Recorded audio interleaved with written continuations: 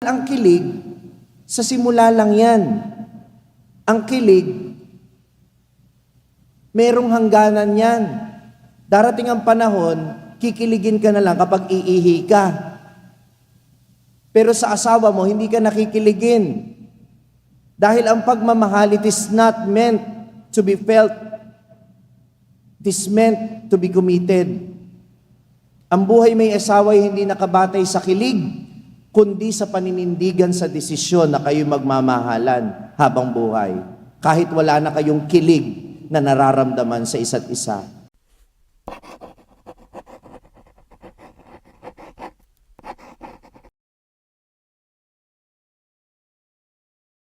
Sumainyo ang Panginoon at sumayo rin. Ang mabuting balita ng Panginoon ayon kay San Marcos. Papuri sa iyo, Panginoon. Noong panahong iyon, si Jesus ay nagtungo sa lupain ng Judea at nagtuloy sa ibayo ng Ilog Jordan.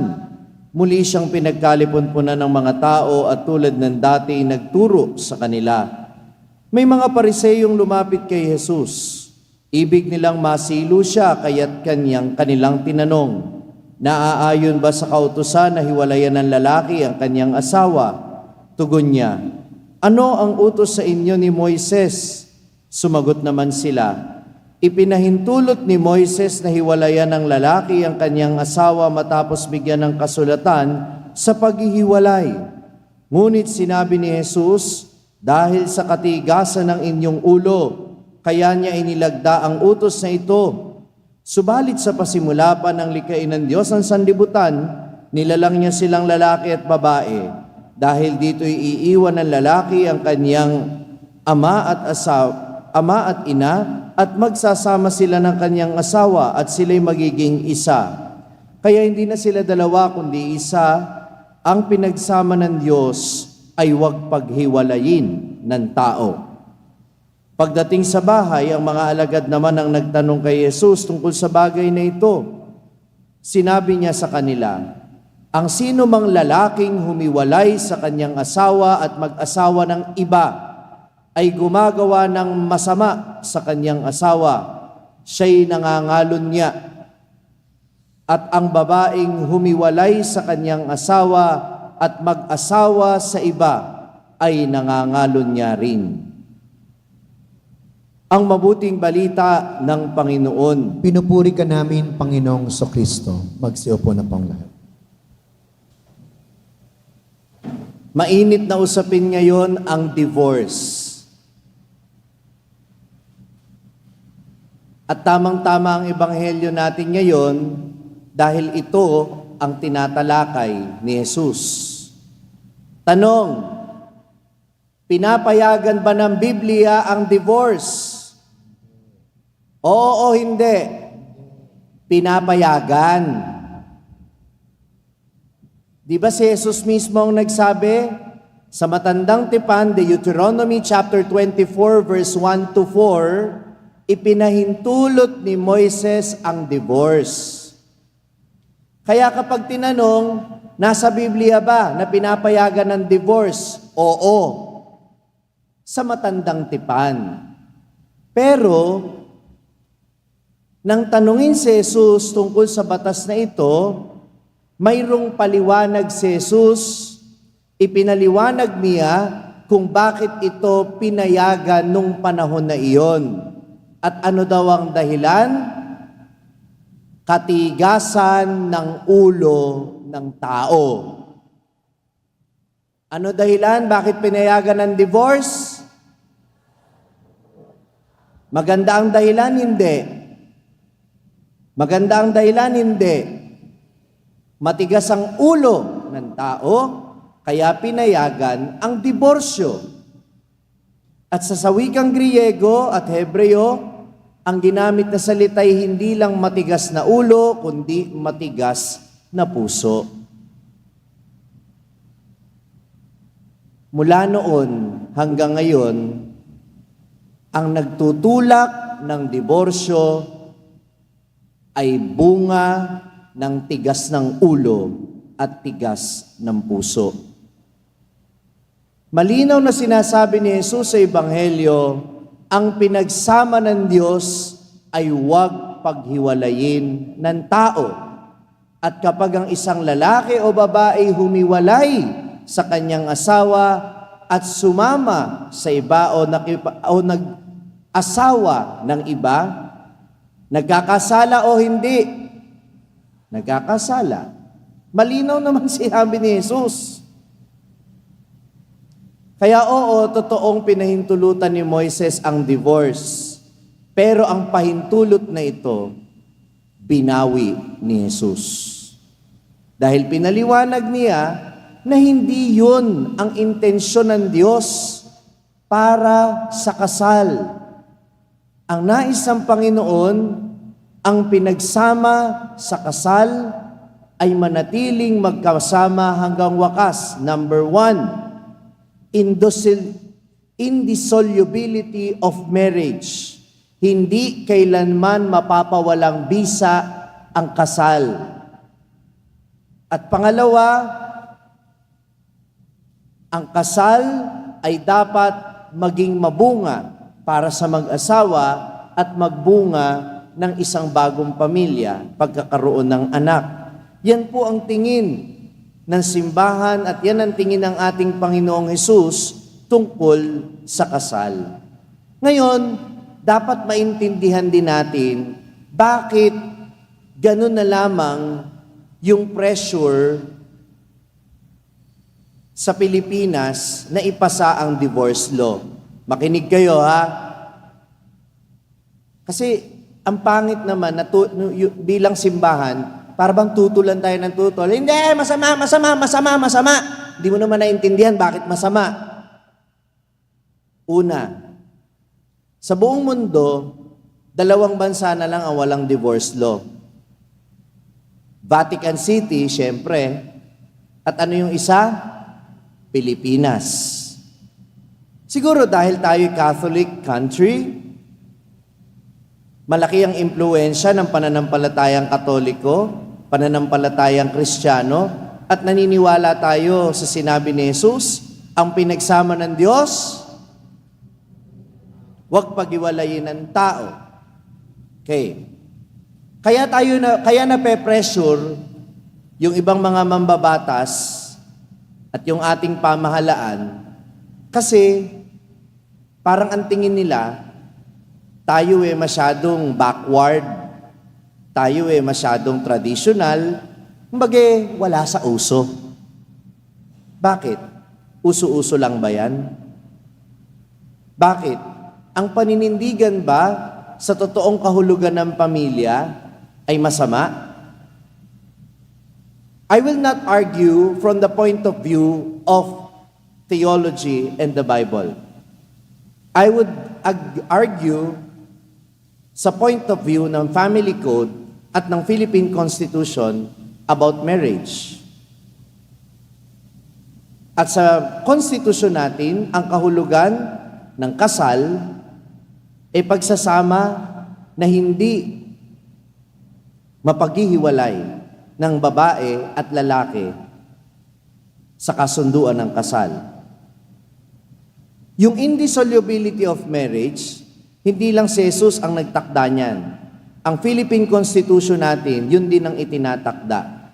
So, kapag ipinasa ang divorce, ang absolute divorce law, ano ang mangyayari? Mababago na ang kahulugan ng kasal.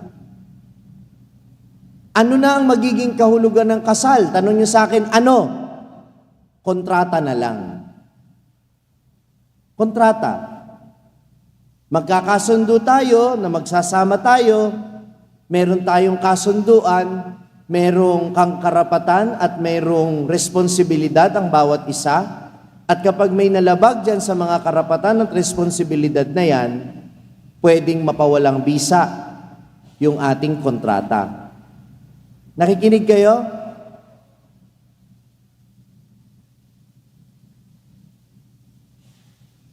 Pero, uulitin ko, hindi yun ang intensyon ng Diyos sa pagsasama na mag-asawa, lalo na sa kasal. Jesus has elevated the meaning of marriage from a simple contract to a covenant. Hindi lang ito kontrata, kundi isang tipan. Hindi lang ito kasunduan, kundi pananagutan. At ito ay susi sa kabanalan. Kaya nga yung married life ay tinuturing ding bokasyon, sapagkat sa pamamagitan nito ay masusundan natin ang Panginoon at mapapabanal tayo ng buhay may asawa. Kaya nga, mahalaga na bago mo pasukin ang buhay na yan, pag-isipan mo munang mabuti. Kung para, number one, kung para sa iyo ba ang pag-aasawa, hindi lahat ay tinatawag para mag-asawa. At hindi lahat may kakayanang mag-asawa. Halimbawa, yung masyadong magmahal sa sarili, hindi ka pwedeng mag-asawa. Kasi, yung mapapangasawa mo, kaya mo lang siya mamahalin, para maramdaman mo na okay ka sa sarili mo. To feel good about yourself, hahanap ka ng mapapangasawa para lang iparamdam sa'yo na ikaw ay mahalaga, na ikaw ay mahal, na ikaw ay... Ibig sabihin, hindi ka nagmamahal para magbigay. Hindi ka nagmamahal para magmahal. Nagmamahal ka para mahalin. Nagmamahal ka para pasayahin lang ang sarili mo. Pero ikaw, wala kang kakayanan na magbigay ng kasiyahan dun sa taong pinakasalan mo. Pagka ganyan, huwag ka nang mag-asawa. Hindi para sa iyo ang pag-aasawa. Ang pag-aasawa ay hindi rin para sa mga tao na gusto lang mag-asawa pero ayaw naman magkaroon ng anak. Merong mga hindi nagkakaanak dahil sa kanilang medical condition, pero kasama sa niyayakap na obligasyon na mag-asawa sa kasal ay yung kahandaan nilang magkaroon ng anak. Kaya, pag-isipan mong mabuti, hindi lang kung may kakayanan kang mag-asawa o wala. Number two, isipin mo ring mabuti kung sino yung mapapangasawa mo. Kaya nga sa lahat ng naririto, gusto kong ipaliwanag sa inyo at ipagdiinan. Hindi porket nabuntis yung babae, ipapakasal. Hindi pa magkakilala yung dalawa. May nangyari lang sa kanila, dala ng kapusukan. Ipakasal yan. Hindi pa nga magkakilala, hindi pa nga sigurado kung kaya nung isa kung kaya na ba nilang akuin ang buhay may asawa.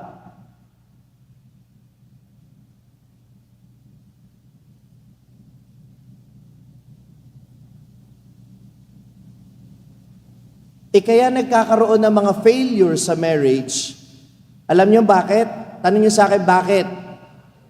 May mga kasal, hindi naman ginusto ng mag-asawa, kundi yung magulang ang may gusto. Kung kayo may gusto na mag-asawa yung mga anak ninyo, edi kayo na lang magpakasal. Huwag niyo nang pilitin yung mga anak ninyo. Hindi maitatama ng isang mali ang isa pang pagkakamali. Alam naman natin yan, pero hanggang ngayon, may mga dinudulog ako, yan ang problema. Pinipilit ng magulang, minamadali ng magulang na magpakasal. So the reason why we have failed marriages is not because we don't have divorce law, but we don't prepare our couples to enter married life properly. Pinipilit natin silang magpakasal, hindi natin sila binibigyan ng panahon para mas magkakilala pa sila ng kanyang pakakasalan. Nakikinig pa kayo? Hindi lahat pwedeng mag-asawa at dapat pangalawa, pinag-iisipang mabuti kung sino ang iyong mapapangasawa. At pangatlo, dapat aware ka na yung papasukin mong buhay, minsan kang sasagot, panghabang buhay mo minsan kang sasagot, habang buhay kang mananagot. Ito'y panghabang buhay. Hindi yung hanggat feel mo lang. Kaya nga po ako, sa totoo lang, kapag sandali pa lang nagkakakilala yung magpapakasal, matagal ho interview ko. Hindi ko ho napalulusot ka agad. Sinusubo ko muna kung talaga bang kilala nilang isa't isa at kung naiintindihan ba nila yung buhay na papasukin nila. Naiintindihan ba nila na hindi na sila dapat, kagaya ng sinabi sa Ebanghelyo, hindi na sila dapat nakaasa sa magulang. At kayong mga magulang, sinasanay nyo ba yung mga anak ninyo na tumayo sa sarili nilang paa o hanggang ngayon may asawa na nakaasa pa sa inyo? Dapat naiintindihan nila yun eh. Paano nila maintindihan? Ayaw nyo ipaintindi. Yaan yung maputulan ng kuryente, hindi yung kayo ang magbabayad ng kuryente kung ayaw magtrabaho. Yaan yung maligo sa pawis, hayaan yung magdildil sa asin kung ayaw magtrabaho. Kasi kailangan ipaunawa sa kanila na yung pinasok na buhay nila ay mayroong responsibilidad na kaakibat. Kaya nga sa simbahan, huwag niyong sabihin sa akin na ang simbahan ay walang pakialam sa mga mag-asawang namumroblema. Meron! Kaya nga sa simbahan, napakahirap po magpakasal eh.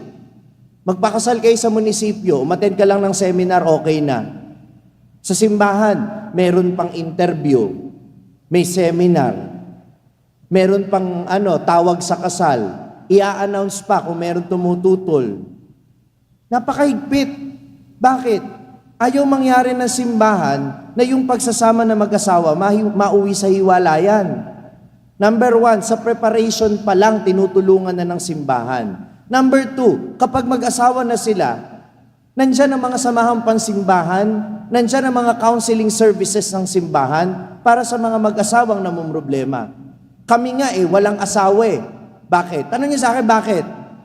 Pinoproblema namin, pati yung mga problema ninyong mga may asawa. Nandito kami para gabayan kayo at samahan kayo sa mga pinagdadaanan ninyo. Tama o mali? Kaya wala kaming asawa, pero pinoproblema din namin minsan yung problema ninyong mga may asawa. Dahil ginagabayan namin kayo. Kung may problema, nandito kami para makinig, para magbigay ng payo. Pero wala na kaming magagawa kung matigas ang inyong ulo. Kaya huwag sabihin na ang simbahan insensitive. Ang simbahan, kapag merong mga may asawa may problema, tinutulungan. Kapag merong mga nabuntis, na hindi gustong mag-asawa at hindi gustong akuin yung anak, sino umaampon? Simbahan. Yung mga nare-rape, sino nag-aalaga ng mga bata? Sino nag-aalaga sino kumukupkup doon sa na-rape? Simbahan din. Tapos sasabihin ang simbahan kontrabida sa karapatan ng mga babae? Hindi nga eh. Ginagawa ng simbahan ang lahat ng kanyang makakaya para tulungan ang pamilya, lalo na mga may pinagdadaanan. Kaya nasa sa inyo na lang din kung paano ninyo tutulungan ang inyong sarili na mapaunlad ang inyong married life. Dahil ang kilig, sa simula lang yan. Ang kilig, merong hangganan yan. Darating ang panahon, kikiligin ka na lang kapag iihi ka. Pero sa asawa mo, hindi ka nakikiligin. Dahil ang pagmamahal, it is not meant to be felt. It is meant to be committed. Ang buhay may asawa ay hindi nakabatay sa kilig, kundi sa paninindigan sa desisyon na kayo magmamahalan habang buhay. Kahit wala na kayong kilig na nararamdaman sa isa't isa. Tama o mali? Yun. It is not pleasure that is the basis of married life, but commitment. Kaya dapat maintindihan natin, yun din ang nasa isip ni Jesus. Na kaya in-elevate niya sa level ng sakramento, sa level ng tipan, ang isang simpleng kasunduan, para masalamin ng buhay may asawa ang pagmamahal ng Diyos sa tao. Hindi nagbabago, nagpapatawad, umuunawa, palaging tapat kahit kailan. Kaya pag nakakakita tayo ng ng mag-asawa at ikaw kung meron kang asawa, yun yung palagi ninyong iisipin. Na kapag nakita kayo ng anak ninyo ng ibang tao, dapat maintindihan nila kung ano ang ibig sabihin ng pag-ibig ng Diyos. Ang pag-ibig ng Diyos ay tapat. Ang pag-ibig ng Diyos ay hindi nagsasawa. Ang pag-ibig ng Diyos ay hindi nakabatay sa kilig. Ang pag-ibig ng Diyos ay hindi lang for better but also for worse. Ang pag-ibig ng Diyos ay umayakap kahit nagkasala tayo, tatanggapin tayo. Ang pag-ibig ng Diyos nananatili kahit tumalikod tayo. Of course, it doesn't mean na ikukonsinti lang natin yung mga pang-aabuso. Hindi. Kaya nga kahit ako mismo, sasabihin ko sa isang babae o lalaki na inaabuso ng kanyang asawa o pinagtataksila ng kanyang asawa, hindi ko sasabihin sa kanya na, sige magstay ka lang dyan. Hindi. Sasabihin ko, lumayo ka. Pero huwag kang hahanap ng iba. Dahil ang solusyon sa pusong nasaktan ay hindi humanap ng iba. Ano yan? Leron-leron sinta? Kapos kapalaran? Hahanap ng iba? Hindi ganun yun. Pero hindi rin dapat na manatili ka dun sa relasyon na umaabuso sa'yo. Pero hindi ang ibig sabihin nun, diborsyo para makapag-asawa ka ng ibang tao. Dahil ganun din yun eh. Kung ikaw ay inabuso ng ibang tao, humiwalay ka, pero hindi pa rin handa ang puso mong magmahal, baliwala yung pakikipaghiwalay. Ngayon, sorry, medyo nahaba, kasi very timely ito para maintindihan natin. Ngayon, ano yung sinasabing annulment? Yung annulment ay iba sa divorce. Ang declaration of annulment ay hindi pakikipaghiwalay, kundi pagpapatunay na sa simula't simula pa, walang totoong kasal na naganap. Dinedeklara ng simbahan o ng gobyerno na hindi totoo yung kasal na nangyari. Bakit? Una, mayroong problema sa isip yung isa sa mga ikinasal. Ibig sabihin, hindi buo yung kanilang desisyon, kaya kung walang desisyon, walang kasal na nangyari. Nakikinig pa kayo? Ang tawag doon, in psychological incapacity. Pangalawa, pinapatunayan sa annulment na pupwedeng may panloloko na nangyari bago yung kasal. Halimbawa, hindi alam ng isang partido na wala palang kapasidad magkaroon ng anak yung isa. Kapag yun itinago mo na ikaw baog, walang kakayanang mag-anak, o kaya naman itinago mo na ikaw meron ka palang dating asawa, o kaya itinago mo na ikaw pala merong anak, hindi alam nung pinakasalan mo, pwedeng maanal. Ibig sabihin, walang nangyaring kasal kasi may panlolokong naganap. Pero hindi ibig sabihin, pinawawalang bisa yung kasal. Hindi. Hindi mawawalang bisa yung kasal. Kundi sa simula pa lang, walang totoong kasal na nangyari kasi isa o pareho dun sa nagpakasal ay hindi naging totoo sa sarili. Yun yung pinapatunayan sa annulment, kaya mahal. Kasi kinakailangang kumuha ng mga psychological exam, kinakailangang mag-testify ng mga testigo para patunayan na wala talagang kasal na nangyari.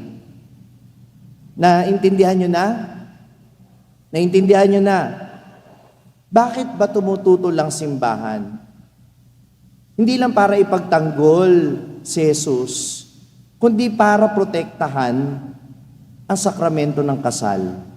Na ito ay wag gawing parang, sabi nga ng matatanda, wag itong gawing parang kaning mainit na pag sinubo mo, pag napasok ka, iluluwa mo. Hindi, na dapat pag-isipan mong mabuti, na dapat hindi ka nagmamadali, na dapat gawin ng mag-asawa ang lahat ng paraan para maayos ang kanilang pagsasama nang hindi muna naghihiwalay. Pwede naman yun Ang dami ko nang kilala ng mga mag-asawa na muntik nang maghiwalay. Pero dahil tsinaga nila ang isa't isa, ngayon magkasama pa rin sila. Imagine ninyo kung ang divorce papasa. Pag pareho kayong galit, magpirmahan lang kayo. Maghiwalay na tayo. Pirma. O, pasa. Hiwalay na kayo bukas. Tapos biglang na-realize mo, naku, nabigla lang pala ako. O, patay ka. Diba? Kaya, mahirap yung proseso ng paghihiwalay. Dahil sa gitna ng paghihirap at paghihintay, lumiliwanag ang isip mo. Dahil may biyaya yung sakramento ng kasal, tinutulungan ka nito na manatili kang tapat sa pagmamahal. At yun ang gusto ng Panginoon. Kaya si Jesus, sinabi niya, ang pinagsama ng Diyos ay huwag paghiwalayin ng tao. Para sa pamamagitan ng pagsasama ng mag-asawa, ay masalamin ng lahat ng tao kung ano ang ibig sabihin ng pag-ibig ng Diyos. Palaging tapat, umuunawa, hindi nagmamaliw, hindi nagsasawa, walang hanggan. Amen. Na-inspire ka ba sa narinig mong mensahe ng ating pagninilay ngayon? Abay, wag mong sarilinin yan. Ibahagi mo, ishare mo ang message nito sa iyong mga pamilya at mga kaibigan. Sabi nga namin dito sa SMS, share the message of salvation.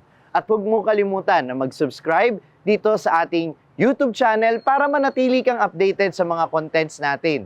At bisitahin din at i-like ang ating iba pang mga social media platforms sa TikTok, Facebook, at Instagram. Hanapin lamang ang Sa Madaling Sabi ni Father Franz Dizon. Mapapakinggan din po ninyo ang araw-araw kong pagninilay sa #1 Catholic meditation app sa mundo na ginagamit na ngayon ng 2 milyon mahigit na mga Pilipino sa buong mundo. Ito ang Hallow app.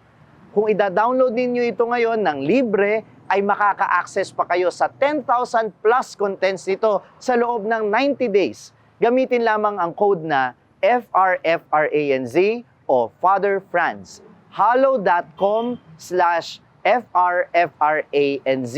At sama-sama po tayong magpalalim ng ating pananampalataya at uulitin ko, ibahagi natin ito sa iba. Muli, ako po si Father Franz Dizon at ito po ang Sa Madaling Sabi, sharing the message of salvation.